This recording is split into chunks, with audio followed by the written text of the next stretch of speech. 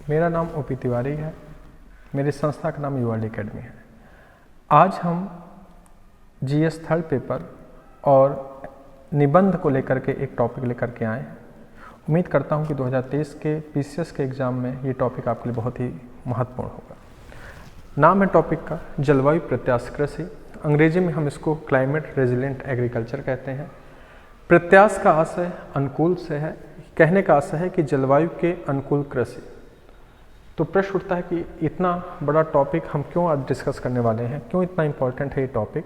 तो इसलिए इतना इम्पॉर्टेंट है कि आप देख रहे हैं कि समय के साथ बहुत तेज़ी के साथ मौसम और जलवायु परिवर्तित हो रहा है। एग्रीकल्चर आपके जलवायु और मौसम पर निर्भर करता है कि जैसे आपके क्षेत्र की मौसम और जलवायु होती है उस प्रकार से आपको अपने यहाँ के एग्रीकल्चर पर परिवर्तन करना चाहिए। समय के साथ आप बीजों की गुणवत्ता में परिवर्तन करिए, सिंचाई परियोजनाओं पर परिवर्तन करिए, ये सब आपकी मांग है। भारत जैसे देश की अगर हम बात करें तो भारत जैसा विशाल देश जिसकी 140 करोड़ की आबादी है, जिसके लिए पूरा का पूरा खास सुरक्षा निर्भर है हमारे एग्रीकल्चर पर। 50% से अधिक आबादी को हमारी एग्रीकल्चर रोजगार देती है। वर्तमान के तेज़ी से उभरते हुए फूड प्रोसेस इंडस्ट्री के लिए भी हमारा एग्रीकल्चर ही रॉ मटेरियल के रूप में सारे संसाधन फूड प्रोसेस इंडस्ट्री को प्रोवाइड करता है। तो इस कारण से भारत के परिपेक्ष से ये टॉपिक बहुत ही महत्वपूर्ण हो जाता है। तो हम लोग डिस्कस करते हैं, चीज़ों को बढ़ाते हैं, इनके बारे में हम लोग बात करेंगे क्या क्या हमें पढ़ना है। तो चलिए बात करते हैं इस पूरी कृषि को। वैश्विक स्तर पर आप देख रहे हैं कि जलवायु और मौसम में परिवर्तन हो रहा है। कभी अतिवृष्टि तो कभी अनावृष्टि, कभी अत्यधिक ठंडी तो कभी अत्यधिक भीषण गर्मी पड़ रही है, जो मानवीय जीवन के हर क्रियाकलाप को प्रभावित कर रहा है किसी न किसी रूप में। और सबसे ज़्यादा प्रभाव देखा जा रहा है कृषि के क्षेत्र में। भारत जैसे विशाल देश को जनसंख्या जिसकी 140 करोड़ की आबादी है, उस देश की जनसंख्या की खाद्यान्न आपूर्ति को और देश की 50% से अधिक आबादी के रोजगार को उपलब्ध कराने के लिए हमें अभी से ही जलवायु प्रत्याश कृषि पर डिस्कशन करना चाहिए और इसको अपनाने पर जोर देना चाहिए।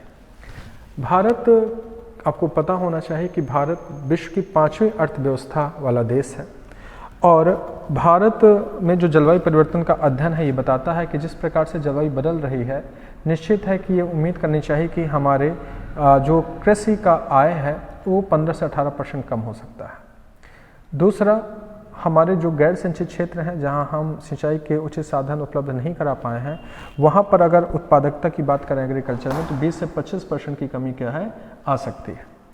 इस तरह से, इस लिहाज से अगर हम देखें चीज़ों को, अगर समझें जा कर के, तो हमें एक एक बिंदु पर क्या है डिस्कशन करना होगा और कहीं ना कहीं जो बिंदु निकल के आएंगे, जैसे कैसे प्रश्न लिखा जाता है, कैसे क्या चीज़ें करनी है, चीज़ें आपको समझनी होंगी। जलवायु परिवर्तन का कृषि पर प्रभाव। सबसे पहले हेडिंग तो हमें यही पढ़नी चाहिए कि भाई जलवायु परिवर्तन का हमारे कृषि पर क्या प्रभाव पड़ रहा है। तो आपके सामने कुछ हेडिंगें मैंने लिखी हैं बोर्ड पर। सबसे पहला प्रभाव तो हम डिस्कस करते हैं कि भाई उपज पर क्या प्रभाव पड़ेगा। दूसरा, हम मानसून पर क्या प्रभाव पड़ेगा, इसको डिस्कस करते हैं।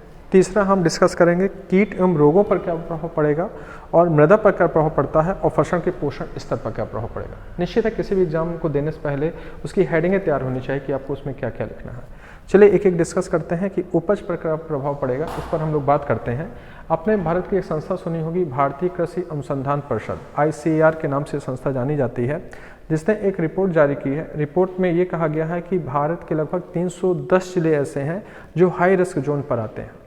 इस हाई रिस्क जोन पर आने का मतलब है कि अगर हमने अभी से जलवायु परिवर्तन पर ध्यान नहीं दिया तो निश्चित है इन 310 जिलों में कृषि की उत्पादकता बहुत ही अचानक कम हो जाएगी। कृषि से जुड़े हुए जो लोग हैं वो बेरोजगारी के क्या हो जाएंगे, शिकार हो जाएंगे। निश्चित है इस रिपोर्ट को हमें बहुत ही ध्यान से समझना चाहिए और काम करना चाहिए। तो कहा जाता है कि 2050 तक जिस प्रकार से जलवायु परिवर्तन की वजह से तापमान बढ़ रहा है, तो 2050 तक हमारी जो 3 से 10% की उपज है वो कम हो सकती है। यानी कि उपज का मतलब उत्पादन 3 से 10% तक कम हो सकता है। मौसम बदलने से, जैसे आपने देखा कि अभी अक्टूबर नवंबर के महीने में आपने वर्षा देखी, सिंचाई जो वर्षा हुई इतनी ज़्यादा हो गई कि उसने खरीफ की फसल को भी प्रभावित किया और यहाँ रबी की फसल भी डिले होती जा रही है। अब जितना देर से बुआई होगी तो निश्चित है कि फसल के एक समय चक्र होता है, 3 महीने का फसल चक्र होता है, तो ये लगभग मार्च का मौसम आ जाएगा। मार्च अप्रैल में इतनी तेज़ी के साथ गर्मी पड़ने लगती है कि बीज सही ढंग से नहीं पनप पाते हैं। तो निश्चित है कि हम ये कह सकते हैं कि जिस प्रकार से अधिक तापमान, अधिक ठंडी, ये सब जिस तरह से बदलाव एक साथ मौसम में हो रहे हैं, कभी बहुत गर्मी, कभी बहुत सूखा, कभी बाढ़ अचानक आ जाती है, कभी वर्षा अचानक हो जाती है, निश्चित है कि ये हमारी उपज के उत्पादन पर प्रभाव डालेगा। और 2050 तक ये सिलसिला अगर चलता रहा तो हमारी पूरा जो उत्पादन अभी तक हमारे देश का होता है उसमें 3 से 10% की क्या आ जाएगी, कमी आ जाएगी। और हमारी जो 3 फसलें रबी, खरीफ, जायद, कहीं ना कहीं उनके फसल चक्र में भी परिवर्तन देखने को मिलेगा। दूसरा प्रभाव मानसून को लेकर के है। मानसून को लेकर के भी ये कहा जाता है कि आपको पता होना चाहिए कि जो बादल का संबंध होता है वो सूर्य के तापमान, सूर्य की गर्मी से होता है, क्योंकि उससे लगातार वाष्पीकरण होता रहता है। कहते हैं कि अगर 1 डिग्री सेंटीग्रेड भी तापमान बढ़ा, 1 डिग्री सेंटीग्रेड भी तापमान बढ़ा तो भारत की जो मानसून है, जो मानसूनी वर्षा है, उसमें 5% की वृद्धि देखने को मिलेगी। तो आप कहेंगे कि भारत जैसे देश के लिए तो मानसूनी वर्षा होना अच्छा है, वृद्धि देखने को मिलेगी, लेकिन मैंने वही कहा कि मानसून की अनिश्चितता, जलवायु की जो अनिश्चितता है उसकी वजह से ये होगा कि जो ये वर्षा अधिक होगी वो एक नकारात्मक रूप लेगी हमारे एग्रीकल्चर के लिए, क्योंकि अचानक बहुत तेज़ी के साथ पानी बरसेगा तो पूरे के पूरे बाढ़ आ जाएगी, खेत हमारे बाढ़ के पानी से डूब जाएंगे और अचानक वर्षा खत्म होकर के कुछ समय बाद विकराल सूखा होने लगेगा। तो जो मानसून का प्रभाव है वो नकारात्मक रूप से हमारे एग्रीकल्चर में देखने को मिलेगा। तीसरा, कीट एवं रोगों पर प्रभाव। आपको पता होना चाहिए कि किसी भी क्षेत्र का तापमान जब बढ़ता है तो वहाँ पर चाहे मानव हो चाहे कीट हो, उनकी प्रजनन जो दर होती है, प्रजनन करने की दर है, वो बढ़ जाती है। तो गर्मी के बढ़ने से जो कीटों की प्रजनन क्षमता है, प्रजनन दर की क्षमता है, वो बढ़ जाएगी और अनेक कीट पतंगों की जो संख्या है उसमें वृद्धि देखी जाएगी। जैसे इसमें देखा गया है कि आप पश्चिमी भारत या पश्चिमी उत्तर प्रदेश की तरफ जाएंगे तो टिड्डियों का बहुत ज़्यादा हमला होने लगा है। पहले इतनी सारी टिड्डियाँ नहीं आती थी, लेकिन तापमान के बढ़ने से इनकी संख्या में क्या देखी जा रही है, वृद्धि देखी जा रही है। तापमान बढ़ता है तो विभिन्न प्रकार के रोगों की भी उत्पत्ति होती है। जो फसल पर रोग नहीं दिखाई देते, वो रोग भी हमारे फसलों पर दिखाई देने लगते हैं, जो फसल की उत्पादकता को क्या करते हैं, कम करते हैं। अगला प्रभाव अगर देखा जाए तो फसल के पोषण स्तर पर क्या प्रभाव पड़ेगा, तो इस पर फसल के पोषण स्तर पर यह प्रभाव पड़ता है कि अगर कार्बन डाइऑक्साइड की मात्रा बढ़ती है तो निश्चित है कार्बन डाइऑक्साइड को पेड़ पौधे, फसलें सब अवशोषित करते हैं। तो अगर कार्बन डाइऑक्साइड को फसलें ज़्यादा अवशोषित करेंगी तो फसलों के अंदर जो जिंक होता है, जो आयरन होता है, जो प्रोटीन होता है, उसकी मात्रा क्या हो जाती है, कम हो जाती है। खासतौर पर दलहन की फसल की हम बात करें, इनकी उत्पादकता पर, इनके जो पोषण स्तर पर है वो कमी देखने को मिलेगी। तो याद रखिएगा कि जो जलवायु परिवर्तन हो रहा है उसमें जो कार्बन डाइऑक्साइड की मात्रा बढ़ रही है वो विभिन्न प्रकार की दलहनी फसलों में जिंक, आयरन और प्रोटीन की मात्रा को क्या करता है, कम करता है। चलिए बात करते हैं कि भाई जलवायु प्रत्यास्थ कृषि की आवश्यकता क्यों महसूस की गई, वो होना चाहिए। अब तो ये हेडिंग डिस्कस हो गई। अब हम यहाँ डालते हैं कि भाई जलवायु प्रत्यास्थ कृषि की आवश्यकता क्यों है। ये तो पता चलेगा कि भाई जलवायु परिवर्तन का हमारे फसलों पर क्या प्रभाव पड़ने वाला है। तो अगली हेडिंग यहीं पर है कि जलवायु प्रत्यास्थ कृषि, जलवायु प्रत्यास्थ कृषि, जलवायु प्रत्यास्थ कृषि ये क्या है और इसकी आवश्यकता क्यों है। ऐसे मैंने डिस्कस कर भी दिया है कि भाई जलवायु प्रत्यास्थ कृषि है क्या। तो जलवायु प्रत्यास्थ कृषि का आशय यह है कि एक ऐसी कृषि जो परिवर्तनशील जलवायु के अनुसार अपने आप को बदल ले। समझ में आ रहा होगा कि जलवायु प्रत्यास्थ कृषि का आशय यही है कि जिस प्रकार से जलवायु बदल रही है उस बदलती हुई जलवायु के अनुकूल हम लोग एग्रीकल्चर करें। कहेंगे कि आवश्यकता क्यों है, तो मैंने आपको पहले ही बताया है कि जो जलवायु परिवर्तन की स्थिति है उससे भारत जैसे विशाल देश में भूख, कुपोषण ये सब बढ़ेगा। उसके पीछे मूल वजह है कि हमारा जो उत्पादन है वो कम हो जाएगा। हम अपनी जनता, हम जितनी हमारी जनता है उसके हिसाब से हमारा अगर उत्पादन नहीं होगा तो हम उनको भोजन के लिए अन्न उपलब्ध नहीं करा पाएंगे। दूसरा, हमारे देश की 50% से अधिक आबादी आज भी एग्रीकल्चर पर क्या है, आश्रित है, रोजगार करती है। अगर हमारा यहाँ एग्रीकल्चर ही नहीं होगा, उत्पादन नहीं होगा, तो निश्चित है कि वो जो रोजगार पाते हैं लोग वो बेरोजगार हो जाएंगे। देश में प्रति व्यक्ति आय न्यूनतम हो जाएगी। इन सब बातों को अगर हम ध्यान दें तो निश्चित है कि आप आवश्यकताओं को समझ रहे होंगे, क्योंकि किसी भी देश की अगर प्रति व्यक्ति आय कम होती है, खासतौर पर वह देश जो मूलतः एग्रीकल्चर पर ही निर्भर है, उसका जो मेन आधार वो एग्रीकल्चर ही है, तो निश्चित है कि प्रति व्यक्ति आय के कम होने से वहाँ पर कुपोषण देखने को मिलेगा, अशिक्षा देखने को मिलेगी, स्वास्थ्य सेवाओं की कमी देखने को मिलेगी, जो हमारी भविष्य की मानव पूंजी को अच्छी रूप से डेवलप नहीं कर पाएगी। और एक अच्छी मानव पूंजी अगर देश नहीं बना पाता है तो निश्चित है कि भविष्य में उस देश के आर्थिक समृद्धि और आर्थिक विकास में भी कहीं ना कहीं आघात पड़ता है। निश्चित है कि आप समझ पा रहे होंगे चीज़ों की आवश्यकता क्यों महसूस की जाएगी। अब हम अगली बात करते हैं कि जलवायु प्रत्यास्थ कृषि की अनुकूल रणनीतियाँ, यानी कि ये हेडिंग तो हमने डिस्कस कर ली कि भाई जलवायु प्रत्यास्थ कृषि क्या है, उसकी आवश्यकता क्यों है। अब हम आखिर जलवायु प्रत्यास्थ कृषि की अनुकूल रणनीतियाँ क्या बनाएं, तो इस पर डिस्कस कर लेते हैं। जलवायु प्रत्यास्थ कृषि के अनुकूल रणनीतियाँ, इसको हम डिस्कस कर लेते हैं। भाई हमें क्या क्या रणनीतियाँ क्या करनी चाहिए, बनानी चाहिए। तो सबसे पहली रणनीति तो यही होती है कि हमें टॉलरेंट क्रॉप्स करनी चाहिए, सहिष्णु फसलें। सबसे पहली रणनीति यही है कि समय के साथ जैसे हम लोगों ने हरित क्रांति लाया, तो हरित क्रांति के अकॉर्डिंग हमने हाइब्रिड सीड्स क्या किए, डेवलप किए, संकरित बीज डेवलप किए, उनका विकास किया। तो आज बदलते हुए परिवेश में हमें सहिष्णु फसलें अपनानी चाहिए।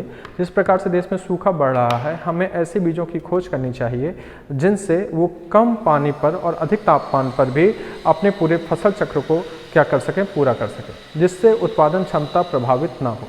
जैसे देखा गया है कि महाराष्ट्र के औरंगाबाद जिले में अरहर और चने की जो फसलें डेवलप की गई हैं, फसलों का मैं नाम बता दे रहा हूँ, BDN 708 और 709 फसलें डेवलप की गई हैं। BDN 708 और 709 ये एक संकरित बीज है, BDN 708 एंड 709। ये जो हाइब्रिड सीड्स हैं ये ऐसे हैं कि ये कम पानी में भी अपने आप को सर्वाइव करा लेते हैं। तापमान भी अधिक है तो इनकी उत्पादकता पर कोई प्रभाव नहीं पड़ता है। दूसरी अगर बात की जाए तो हमें मृदा में सुधार करना चाहिए। मृदा में क्या करना चाहिए, सुधार करना चाहिए। तो आपको पता होना चाहिए कि जो मृदा होती है उसमें विभिन्न प्रकार के जो खनिज तत्व बने होते हैं, इन पर अगर हम, क्योंकि जैसे जैसे तापमान बढ़ेगा, मैंने आपको बोला है कि मृदा के पोषक तत्वों पर भी इसका प्रभाव देखने को पड़ता है।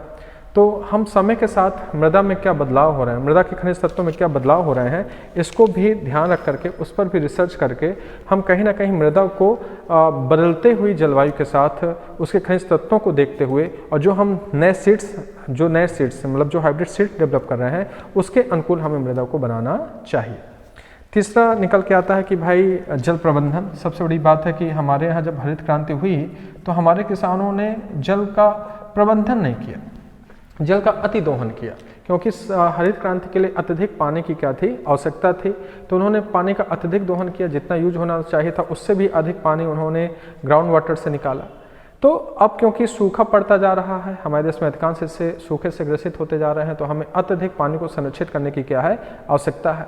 हमें तालाबों का निर्माण करना चाहिए, हमें नहरों का निर्माण करना चाहिए, नलकूप का प्रयोग बहुत बड़े एरिया में 1 ही 2 नलकूप लगवाने चाहिए, ताकि नीचे के पानी का ग्राउंड वाटर लेवल का अधिक दोहन ना किया जा सके। क्योंकि अगर ज़्यादा ग्राउंड वाटर पानी का इस्तेमाल करेंगे तो पीने के पानी की भी समस्याएं क्या है, उत्पन्न हो सकती हैं। तो इस प्रकार से हम लोग अपने भंडारण क्षमता को, जल भंडारण क्षमता को बढ़ा करके अपने जल प्रबंधन के माध्यम से फसलों के लिए जितना पानी चाहिए है वो हम लोग प्रयोग कर सकते हैं।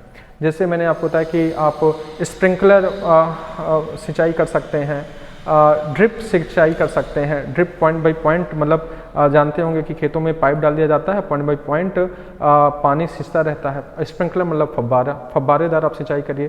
तो इस प्रकार की अगर सिंचाई का तकनीक का प्रयोग करेंगे तो हमें बहुत ही कम पानी की आवश्यकता पड़ती है। अगला अगर हम कहें संरक्षण जुताई, चौथा एक इसमें चीज़ होती है संरक्षण जुताई। संरक्षण जुताई अधिकतर आपने देखा होगा कि अगर खेतों की जुताई आप बार बार करते हैं तो उससे कार्बन के तत्व क्या होते हैं, उत्सर्जित होते हैं। कार्बन के तत्व जब अवमुक्त हो जाते हैं तो निश्चित है कि मृदा में कार्बनिक जो पदार्थ है उसकी मात्रा कम हो जाती है, और मृदा के पोषक तत्व की मात्रा अगर कम होगी तो आपकी फसल बहुत ज़्यादा उत्पादित नहीं हो पाएगी, फसल का उत्पादन क्या हो जाएगा, कम हो जाएगा। तो इसीलिए हमें संरक्षण जुताई करनी चाहिए और मृदा में कार्बनिक तत्व की मात्रा को बढ़ाने पर ध्यान देना चाहिए। अगली अगर हम बात करें तो एकीकृत, यहाँ पर एक इंटीग्रेटेड एग्रीकल्चर की भी बात करते हैं, एकीकृत कृषि। एकीकृत कृषि, इसकी अगर हम बात करें, ये भी हमको अपनाना चाहिए। एकीकृत कृषि का मतलब होता है कि आप अगर देखें कि जब एग्रीकल्चर होती है तो एग्रीकल्चर में फसल के साथ साथ हमारे यहाँ पशुधन भी होता है। पशुधन से बहुत सारा जो अवशिष्ट पदार्थ निकलता है, उसका जैसे गोबर हो गया, और जो फसल हम काट लेते हैं, फसल का जो अवशिष्ट पदार्थ होता है, अगर हम इस चीज़ को देखें कि गोबर गैस से हम बायोगैस संयंत्र बना सकते हैं। जो फसल के अवशिष्ट पदार्थ हैं उससे हम कहीं ना कहीं खाद का क्या कर सकते हैं, जैविक खादों का निर्माण कर सकते हैं। अगर हम इस प्रकार से एकीकृत कृषि करें तो निश्चित है कि हम जलवायु प्रत्याश कृषि के अनुकूल रणनीतियाँ बनाने में क्या हो जाएंगे, सफल हो जाएंगे। निश्चित है यहाँ तक के टॉपिक आपको समझ में आ गए होंगे। अब प्रश्न उठता है अगला कि भाई आवश्यकता हो गया, जलवायु प्रत्याश कृषि के अनुकूल रणनीतियाँ हो गई, आखिर हमारे पास चुनौतियाँ क्या हैं, आखिर कौन सी ऐसी चुनौतियाँ हैं जिनका सामना हमको करना पड़ सकता है भारत में। क्योंकि चुनौतियाँ बहुत सारी विद्यमान हैं, क्योंकि भारत को 75वां अमृत उत्सव हम स्वतंत्रता का मना रहे हैं, लेकिन 75 वर्ष होने के बावजूद भी एग्रीकल्चर पे जो निवेश करना चाहिए था उतना निवेश हम करने में सफल नहीं हो पाए। तो अगली हेडिंग है चुनौती, तो उसको समझ लीजिए कि भाई चुनौती क्या है। चुनौतियाँ आना चाहिए, एक एक हेडिंग आना चाहिए कि चुनौतियाँ क्या हैं। चुनौतियों में सबसे बड़ी जो चुनौती है वो वित्त की समस्या है, वित्त की समस्या। दूसरी समस्या है अवसंरचना विकास की समस्या, अवसंरचना की समस्या। तीसरी अगर हम समस्या के रूप में देखें तो जागरूकता की कमी है, जागरूकता की कमी, जागरूकता की कमी। और चौथी समस्या देखें तो एमएसपी, एमएसपी न्यूनतम समर्थन मूल्य, ये भी एक समस्या के रूप में जन्म लेता है। तो एक एक को डिस्कस कर लेते हैं कि सबसे पहले हमारे यहाँ वित्त की बहुत बड़ी समस्या है। कहते हैं कि कोई भी, जैसे आपको याद होगा कि जब हरित क्रांति आई थी तो पंजाब से सिर्फ इसलिए स्टार्ट हो पाई क्योंकि शेष राज्यों के किसानों के पास उतनी पूंजी नहीं थी, सरकार उतना रिस्क नहीं लेना चाहते थे। निश्चित है कि जब आप कोई नई फसल उगाएंगे, एक नई कृषि प्रणाली लेकर के आएंगे, निश्चित है कि उसमें भी खर्चा क्या हो जाएगा, बढ़ जाएगा, क्योंकि तकनीक का इस्तेमाल होगा। तो तकनीक निश्चित है आपके आगत मूल्य को क्या करती है, बढ़ाती है। और हमारे यहाँ किसानों के पास इतनी इनकम नहीं है कि वह एक नई तकनीक को तुरंत क्या कर लें, एडॉप्ट कर लें। हमारा जो किसान है वो हमेशा परंपरागत तरीके से ही खेती करना चाहता है। उसका एक उदाहरण है कि जैसे हरित क्रांति को अपनाने में हमें काफ़ी समय लग गया, इसी प्रकार इस कृषि के सामने भी एक वित्त की समस्या है। और कहीं ना कहीं दूसरा प्रश्न निकल के आता है कि वित्त की समस्या के साथ साथ हमारे पास अवसंरचना की समस्या है। मैंने आपको अभी बताया कि 75 साल देश की आज़ादी को हो गए, 75 सालों में सरकार ने एग्री खेतों तक पहुंचने के लिए कि हर खेत तक आसानी से ट्रैक्टर पहुंच सके, हर खेत तक आसानी से तकनीक पहुंच सके, हर खेत तक सिंचाई की व्यवस्था हो सके, उसमें कहीं ना कहीं हम अभी असफल हैं। निजी तंत्र, क्योंकि अधिकतर सरकार ने ही एग्रीकल्चर को देखा, निजी तंत्र को यहाँ पर आने का मौका नहीं मिला। अगर निजी तंत्र को शायद भर निवेश करने का मौका दिया जाए तो हम निश्चित है कि अवसंरचना की समस्या से बहुत ही जल्दी निजात पा सकते हैं। जागरूकता की कमी की बात मैंने पहले से बोला कि हमारे जो किसान भाई हैं वो बहुत ज़्यादा शिक्षित नहीं होते हैं। लगातार वो उनकी एक मेंटलिटी होती है कि वो लगातार वो पुरानी ही परंपरागत खेती जो करते हैं उसी को ही आगे बढ़ाने की सोचते हैं। उनमें नई एग्रीकल्चर के साथ नई परंपरागत खेती, जो नए तरीके से खेती है, उसको कहीं ना कहीं करने से हिचकिचाते हैं। आज भी आप कहीं भी किसी भी क्षेत्र में चले जाइए, खासतौर पे मैं जिस क्षेत्र पे पढ़ाता हूँ बुंदेलखंड की अगर हम बात करें, यहाँ पर पानी की अत्यंत कमी होती है। इसके बावजूद भी हम लोग ऐसी फसलों पर नहीं ध्यान देते हैं कि जिनमें पानी की कम आवश्यकता है। आज भी हम वही परंपरागत जो हरित क्रांति के समय हम गेहूँ और चावल उगाते थे, आज भी हम उसको इस क्षेत्र में बहुत ज़्यादा उगा रहे हैं। सिंचाई का अत्यधिक दोहन कर रहे हैं, इसके बावजूद भी दोहन कर रहे हैं, इसके बावजूद भी हमको पता है कि हमारे क्षेत्र में पानी की क्या है, कमी है। क्योंकि भारत का किसान खास तौर पे रिस्क लेने से डरता है, जोखिम लेने से क्या है, डरता है। इसलिए उसको प्रशिक्षित करने की आवश्यकता है, उसको शिक्षित करने की आवश्यकता है, उसको जागरूकता फैलाने की आवश्यकता है। साथ बार अगर हम ये सब काम करेंगे तभी हम जलवायु प्रत्याश अनुकूल खेती को अपना सकते हैं। अगली हेडिंग एमएसपी भी अपने आप में एक बहुत बड़ी चुनौती है। एमएसपी तो आप सभी लोग जानते ही होंगे, न्यूनतम समर्थन मूल्य। आपने एक आयोग सुना होगा, राष्ट्रीय कृषि कीमत आयोग जो होता है इसकी सिफारिश करता है और आर्थिक मामलों की मंत्रिमंडल की समिति एमएसपी की घोषणा कर देती है। एमएसपी हमेशा फसल बोने से पहले घोषित किया जाता है और एमएसपी के अंतर्गत जो फसलें आती हैं उनको उनकी सरकार उनकी लागत और लाभ को जोड़ करके उनका एक मूल्य क्या कर देती है, निर्धारित कर देती है, ताकि किसानों की इनकम को बढ़ाया जा सके। एमएसपी भारत में देखा गया है कि जिन भी फसलों का एमएसपी है, अधिकतर किसान उन्हीं फसलों को उगाना चाहते हैं और किसान रिस्क नहीं लेना चाहते हैं, उन फसलों को नहीं उगाना चाहते हैं जिनका एमएसपी सरकार घोषित नहीं करती है। तो निश्चित है कि एमएसपी भी अपने आप में एक समस्या है, और जो पिछले साल गवर्नमेंट के द्वारा 3 बिल लाए गए थे, शायद भर वो कहीं ना कहीं इन्हीं सभी समस्याओं को दूर करने का एक थोड़ा सा प्रयत्न था, लेकिन सरकार और किसानों के बीच अंडरस्टैंडिंग नहीं बन पाई, और जिस कारण से उस बिल को सरकार के द्वारा वापस ले लिया गया। अगली हम बात करें, यहाँ पर ये सारी बातें तो हो गई। अब निश्चित है कि भाई योजनाएं कौन कौन सी चलाई गई, यहाँ पर एक अगला प्रश्न होता है चुनौतियाँ, उसके बाद आती हैं योजनाएं। निश्चित है कि भारत में हमने एग्रीकल्चर के लिए योजनाएं भी चालू की होंगी, तो अगला हेडिंग है योजनाएं। कौन कौन सी योजनाएं क्या की गई हैं, चलाई गई हैं। योजनाओं की अगर हम बात करें तो 3-4 योजनाएं हैं। पहला है राष्ट्रीय सतत कृषि मिशन, राष्ट्रीय सतत कृषि मिशन, एक यही योजना चालू की गई थी। दूसरी योजना है प्रधानमंत्री सिंचाई योजना, प्रधानमंत्री सिंचाई योजना, ये योजना चालू की गई थी। ठीक। तीसरी योजना की अगर हम बात करते हैं तो परंपरागत कृषि विकास योजना, परंपरागत कृषि विकास योजना, परंपरागत कृषि विकास योजना। और एक चौथी योजना चालू की गई थी मृदा स्वास्थ्य कार्ड योजना, मृदा स्वास्थ्य कार्ड योजना। ये तीनों योजनाएं नीचे की 2015 की हैं और ये ऊपर की योजना 2010 की है। याद रखिएगा, एक काम का है कि हमारे यहाँ योजनाएं कौन कौन सी चालू की गई हैं। तो एक पहली योजना है राष्ट्रीय सतत कृषि मिशन, जो 2010 में चालू की गई थी, और एक योजना है प्रधानमंत्री सिंचाई योजना, एक है परंपरागत कृषि विकास योजना, और तीसरी है मृदा स्वास्थ्य कार्ड योजना, जो 2015 में प्रारंभ की गई थी। नाम से क्लियर है, राष्ट्रीय सतत कृषि मिशन का आशय होता है, इसका जो उद्देश्य है कि संसाधनों का विवेकपूर्ण प्रबंधन को बढ़ावा देना। जो भी हमारे यहाँ संसाधन है उनको कितना विवेकपूर्ण हम उसका प्रबंधन कर सकते हैं, ये वह योजना है। तो राष्ट्रीय सतत कृषि मिशन 2010 याद रखिएगा। प्रधानमंत्री सिंचाई योजना तो पता ही है कि भारत में जितने भी असिंचित क्षेत्र हैं उनको सिंचित क्षेत्र में बदलना है। असिंचित क्षेत्र जहाँ पर भी हैं उनमें नहरों का निर्माण करना है, तालाबों का निर्माण करना है, कुओं का निर्माण करना है। उसके तहत हमारे अधिकांश असिंचित क्षेत्र को सिंचित क्षेत्र में क्या करना है, बदलना है। परंपरागत कृषि विकास योजना का आशय है कि हमारे जो भी परंपरागत पुराने तरीके हैं उनको छोड़ करके नई तकनीक को अपनाना है, नई फसलों को अपनाना है, किसानों को जागरूक करना है, किसानों को प्रशिक्षण देना है, वही योजना है। और मृदा स्वास्थ्य कार्ड योजना जानते हैं कि हर एक मृदा के पोषक तत्व होते हैं और उस पोषक तत्व के ही अनुसार हमेशा फसलों को क्या है, बोना चाहिए। और यहाँ पर पूरा एक प्रकार से कहा जाए कि जैसे स्वास्थ्य कार्ड होता है मनुष्य का, वैसे ही मृदा का स्वास्थ्य कार्ड होता है, और ये भी योजना 2015 की लॉन्च की हुई है।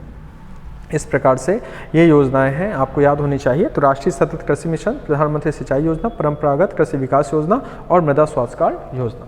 अंत में अगर कोई हमसे कहे कि भाई निष्कर्ष क्या है, इसका अंतिम जो हेडिंग है वो वही निकल के आता है कि भाई निष्कर्ष बता दीजिए कि निष्कर्ष क्या है। तो निष्कर्ष अभी तक मेरे हिसाब से बातों बातों में आपको लगभग पता चल चुका होगा कि जलवायु परिवर्तन की समस्याओं से बचने का जो मुख्य उपाय है वो यही है कि हमें जलवायु प्रत्याश कृषि को अपनाना होगा। जलवायु प्रत्याश कृषि को अपना करके ही हम पर्यावरण के साथ मित्रवत व्यवहार अपनाते हुए, जिस प्रकार से हमने हरित क्रांति के दौरान पर्यावरण को ध्यान में नहीं दिया, उसके साथ मित्रवत व्यवहार नहीं किया, जहाँ पर हमें मांग हुई कि भाई अधिक जल का प्रयोग करना है। भाई हरित क्रांति की 3 मांगें थी, आपको पता ही होना चाहिए कि हाइब्रिड सीड्स होने चाहिए। हाइब्रिड सीड्स के साथ साथ उसमें 2 चीज़ें जुड़ गई, अधिक खाद का प्रयोग, और जिसके लिए हमने अंधाधुंध केमिकल फर्टिलाइजर का प्रयोग किया, और अत्यधिक सिंचाई की आवश्यकता थी, जिससे हमने जल का अत्यधिक दोहन किया।